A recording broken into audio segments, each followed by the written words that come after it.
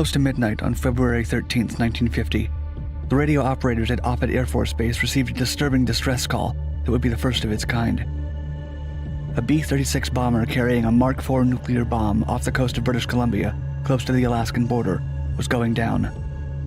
It would be America's first ever broken arrow incident, an accident in which custody of a nuclear weapon is lost, and in this case, it was never found. Led by Captain Harold L. Barry, with support from First Lieutenant Ray Whitfield as co-pilot, the Convair B-36, serial number 44-92075, landed at Eielson Air Force Base by Fairbanks in Alaska, with plans to conduct a simulated nuclear strike against the Soviet Union.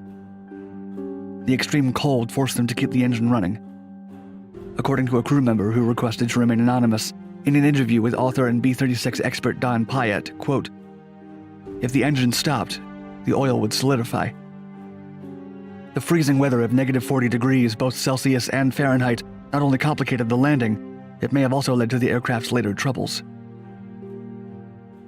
A crew of 17 boarded the aircraft, with 5 of them intended for at least one relief shift on the long training flight. 2 crew members, a weaponeer and the bomb commander, were tasked with handling the atomic bomb on board. The bomb commander was usually a colonel, but in this case Lieutenant Colonel Daniel McDonald, who was also serving as an observer, took over the position. It's been suggested that the weapon on board would be armed during the simulation, explaining his presence instead of a regular bomb commander. The exact goals of this exercise are still closely guarded, with the details of the intended test for the nuclear weapon on board remaining unclear. It's been speculated that part of this test was to arm the bomb in flight and to test possible defense maneuvers. What is known is that the flight from Eielson in Alaska to the home base in Fort Worth, Texas, was intended to take between 16 and 24 hours, for which the aircraft was fully fueled.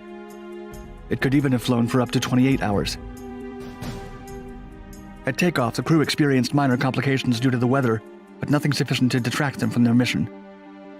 The B-36 departed with 252 pounds of ammunition for its cannons, aside from the much more significant Mark IV fission bomb.